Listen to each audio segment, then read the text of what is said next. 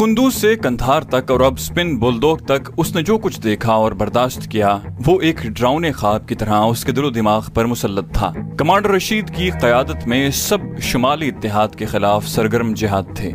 जब अचानक 11 सितंबर का वाक़या पेश आया और अचानक सूरत हाल बदल कर रह गई। वो दुश्मन जो उनकी किसी महाज पर आमद की खबर पाकर ही भाग जाया करता था, अब बढ़ चढ़कर उन पर हमले कर रहा था। उनकी मददगारों की तादाद घटते घटते न होने के बराबर रह गई थी। खुसूसन पाकिस्तान में जिहाद से हमदर्दी रखने वालों पर अरसा हयात तंग हो गया था। कुंदूज में कमांडर रशीद की क़यादत में अब्बास और उसके साथियों ने जान तोड़ मार का लड़ा था। अमलन वो मुसलसल 7 रोज से आंख नहीं झपक पाए थे। जमीनी रास्तों से गनीम उम्दा चला रहा था और आसमान से अमरीकी तैयारे उन पर जहन्नम बरसा रहे थे। अब्बास ने अपनी आंखों से ऐसे मंजर देखे थे जिस पर अभी तक यकीन करने को उसका दिल नहीं मानता था। डेजी कटर बम उनसे सैकड़ों गज की दूरी पर फटता और पहाड़ की खो में छुपे उनके साथियों के कानों और नाक से खून के फवारे जारी हो जाते।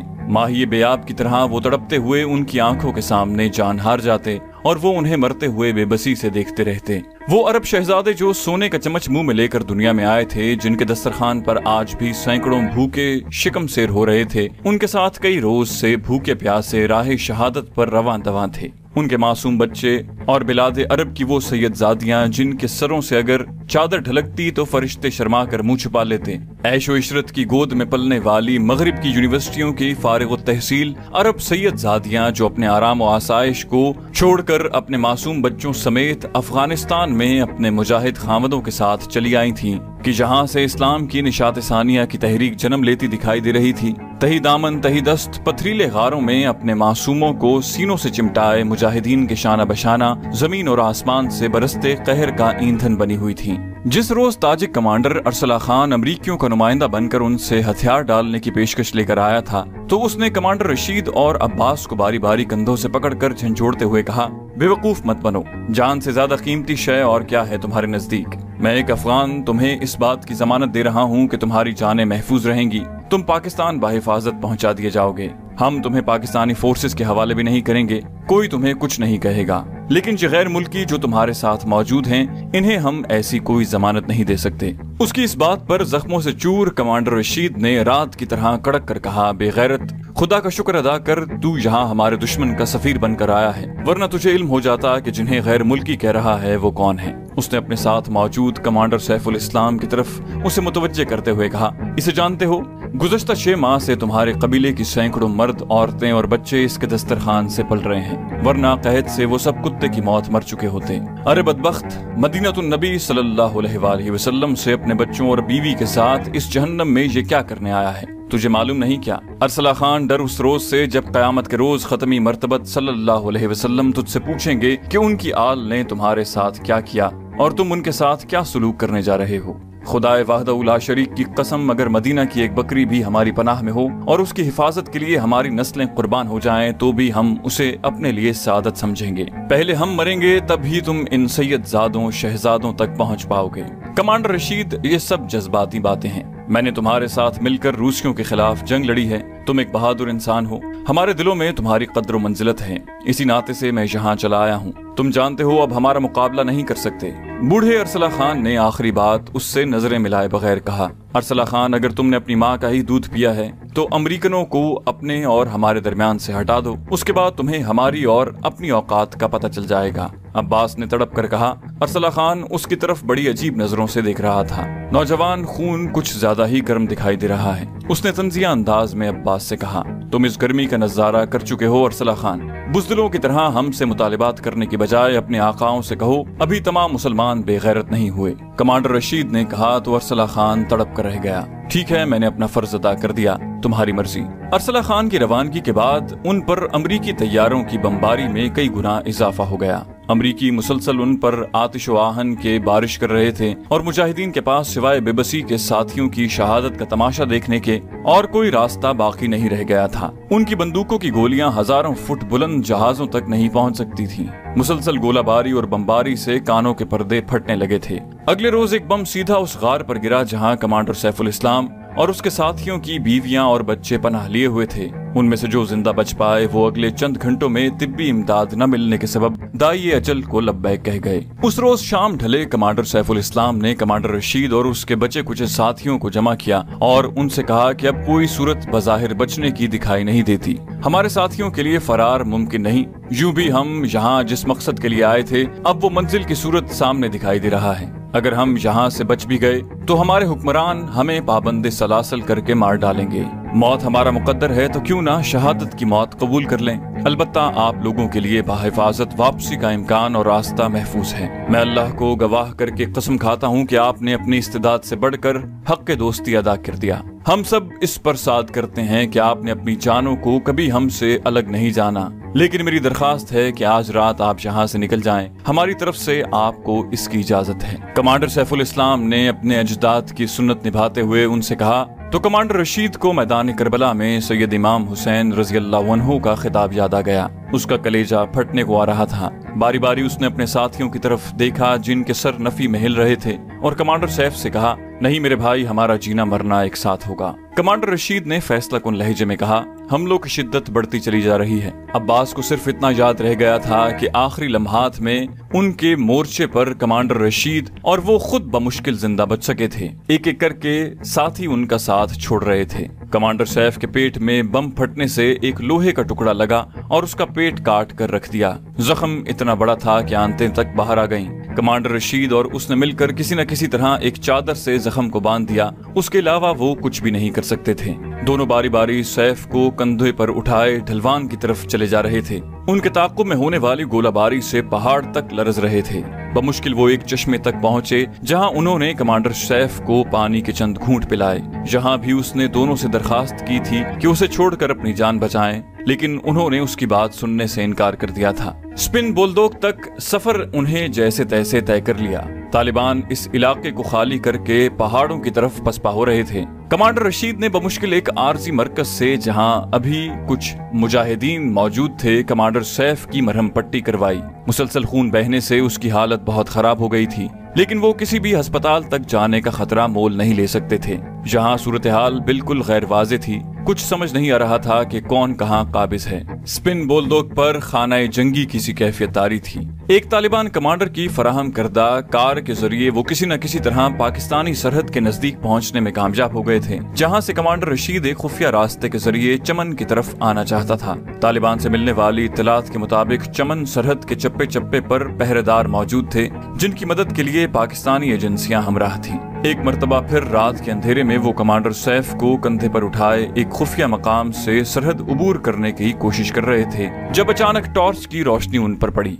हॉल्ट, खबरदार, रुक जाओ, हैंड्स अप। जोरदार आवाजें सुनाई दी। सैफुल इस्लाम को उन्होंने आहिस्ता से जमीन पर लिटाया और दोनों हाथ फौरन अपनी गनों की तरफ कर दिए। ठहरो। अचानक सैफ की नहीफ आवाज सुनाई दी। दोनों ने मुड़कर उसकी तरफ देखा। ये पाकिस्तानी मिलिशिया है कमांडर रशीद, उनके खिलाफ हमने गोली नहीं चलानी। उसने अपनी बात बमुश्किल की, लेकिन कमांडर साहब वो आपको अमेरिकनों के हवाले कर देंगे, हमें अपनी परवाह नहीं। अब्बास ने चाहा उसे सूरत हाल की संगीनी से खबरदार कर दे। वो कुछ भी करें, अगर तुम अभी तक खुद को किसी नज्म का पाबंद समझते हो तो तुम्हारा सीनियर कमांडर होने के नाते मैं तुम्हें हुक्म देता हूँ कि पाकिस्तानी मिलिशिया पर फायरिंग नहीं करनी। दोनों की गर्दनें झुक गईं। दूसरी तरफ से मुसलसल वही आवाजें बुलंद हो रही थीं। अब्बास, कमांडर रशीद, मेरी दरखास्त है कि तुम निकल जाओ। मालूम नहीं कि मैं इस जख्म से जांबर भी हो सकूंगा या नहीं, लेकिन तुम्हारी अभी बहुत जरूरत है। सैफ ने उनके चेहरों पर नजर जमाते हुए कहा। सामने मौजूद पाकिस्तानी मिलिशिया के जवान शायद उन्हें मुकाबले पर आमादा पाकर उनके गिर्द अपना घेरा तंग कर रहे थे, क्योंकि वो उन्हें जिंदा गिरफ्तार करके अमरीकियों के सामने पेश करने के मिशन पर मामूर थे। ये नामुमकिन है कमांडर सैफ। कमांडर रशीद ने नफी में सर हिलाया। खुदा के लिए अपने एक मरते हुए साथी की आखिरी ख्वाहिश जानकर मेरी बात मान लो। सैफ ने बमुश्किल उनके सामने हाथ जोड़े। दोस्तों ने बारी बारी बेख्तियार उसके हाथ चूम लिए। फी अमानिल्लाह। कमांडर सैफ ने उनकी तरफ देखा और बमुश्किल गर्दन दूसरी तरफ फेर ली। फी अमानिल्लाह। दोनों के गले रिंध गए। कमांडर सैफ को छोड़कर दोनों जिस रास्ते से आए थे उसी पर वापस लौट गए। सारी रात वो पहाड़ी सिलसिले में भटकते रहे। उनके चारों तरफ गोलियां और गोले फटते रहे। पाकिस्तानी मिलिशिया के जवान उनके करीब से मुतअद्दिद मर्तबा गुजरे। वो चाहते तो उन पर घात लगा सकते थे, लेकिन उन्होंने अपने सुप्रीम कमांडर की इताअत में ऐसा न किया। उन्हें हुक्म दिया गया था कि अपने पाकिस्तानी मुसलमान भाइयों पर गोली नहीं चलानी। कुंदूज में तालिबान कमांडर ने उनसे आखिरी खिताब में कहा था कि पाकिस्तान उनके लिए मस्जिद की हैसियत रखता है। वो उसे नुकसान पहुंचाने का तसव्वुर भी नहीं कर सकते और कभी अपने मोहसिनों पर गोली नहीं चलाएंगे, खा उनके साथ कैसा ही सलूक क्यों न किया जाए। अब्बास सिर्फ मुजाहिद था। वो सियासतदानों की तरह तस्वीर के तमाम पहलू देखने पर कादिर नहीं था। उसने सिर्फ इताअत अमीर का सबक पढ़ा था और उस पर अमल भी करता था। कमांडर रशीद के साथ वो 6 रोज तक पहाड़ों की खाक छानता रहा। इस दौरान स्पिन बुलडोग पर मुखालिफ कमांडरों का मुकम्मल कब्जा हो चुका था। अब उनके लिए अपने हथियार अपने साथ रखना भी मुमकिन नहीं रहा था, क्योंकि इत्तेहादी फौजों की तरफ से मकामी कमांडरों को हुक्म दिया गया था कि किसी भी मुसल्लह शख्स को बेदरीग गोली मार दी जाए। दोनों ने खुद पर जबर करके अपने हथियार जाया किए और मकामी आबादी का हिस्सा बने पाकिस्तानी सरहद की तरफ आ रहे थे। स्पिन बुलडोग में मौजूद माफिया ग्रुप, जो अपनी लूटमार के लिए माजी में भी बड़ी शोहरत रखता था, तालिबान के शहर खाली करने के साथ ही मुतहर्रक हो गया। लुटेरों के मुख्तलिफ ग्रुप एक दूसरे के खिलाफ सरगर्म अमल थे। शहर में शोरिश बढ़ती जा रही थी और दोनों के लिए इस फजा में चुपके से निकल जाना मुमकिन हो गया था। किसी न किसी तरह दोनों ने सरहद उबूर की और चमन आ गए। दूसरी जिंदगी मुबारक। घर आने पर नबीला ने उससे कहा तो वो बेख्तियार मुस्कुरा दिया। हाँ नबीला, शायद कुदरत ने ये जिंदगी मुझे तुम्हारे लिए अता की है। उसे 2 साल पुराने वाकयात याद आ गए, लेकिन वो उन्हें भूला ही कब था। यही दिन थे, सर्दियों की आमद जब वो उधमपुर के उस मार्के से बमुश्किल जांबर हुआ था। 3 दिन से भारतीय फौज के साथ उनका सांप सीढ़ी का खेल जारी था। उन्हें बड़े खतरनाक मिशन पर भेजा गया था और बदकिस्मती से काम होने से पहले ही उनकी मुखबरी भी हो गई थी, लेकिन तीनों साथ ही किसी न किसी तरह बच निकलने में कामयाब हो गए। कमांडर रशीद ने अब्बास को इस मार्के की सरबराही सौंपी थी। 2 मकामी मुजाहिद थे और अब्बास। पहाड़ी भूल भुलैयों और जंगलात की तवील सिलसिले में वो मुसलसल 3 रोज से भाग रहे थे। कभी कभी रात को चंद घंटे सस्ताने का मौका मिल जाता, यही उनके लिए गनीमत था। किसी न किसी तरह बिलाखिर वो उधमपुर से निकलकर जम्मू पहुंचने में कामयाब हो गए। उनका एक सेफ हाउस यहाँ मौजूद था, लेकिन मुखबरी का शुबा होने की वजह से अब्बास ने कोई खतरा मोल लेना मुनासिब न समझा और उधर का रुख करने की बजाय यहीं रुककर खुद निकलने की कोशिश की। अपने दोनों मकामी साथियों को उसने उधमपुर से बाहिफाजत निकल आने पर खुद से अलग कर दिया था। वो जानता था दोनों यहाँ महफूज हैं और खुद अलग किस्मत आजमाई का फैसला किया था। ये सरहद उसके लिए कोई नई सरहद नहीं थी। 10 मरतबा वो आर पार जा चुका था। गो के यहाँ शायद ही कोई ऐसी जगह रह गई हो जहाँ भारतीय फौज ने खारदार तारों का जाल न बिछा रखा हो, लेकिन अब्बास के लिए अभी कई महफूज रास्ते बाकी थे। वो किसी न किसी रास्ते से अपने साथियों और सामान समेत अंदर दाखिल होता और अपना काम मुकम्मल करने के बाद वापस बेस कैंप की तरफ लौट जाया करता। लेकिन आज किस्मत उससे यावरी नहीं कर रही थी। जिस पॉइंट को महफूज जानकर उसकी तरफ बढ़ता, वहाँ पहले से भारतीय सिक्योरिटी फोर्सेस को मौजूद पाता। दुश्मन बाखबर था और उसे शायद अंदाजा भी था कि वो अपने साथियों समेत उस तरफ से निकलने की कोशिश करेगा। अपनी ज़ादे राह का जायजा लेकर उसने अचानक भारत के अंदर छुपकर अच्छे वक्त का इंतजार करने का फैसला किया और बजाय सरहद की तरफ जाने के दिल्ली का रुख कर लिया।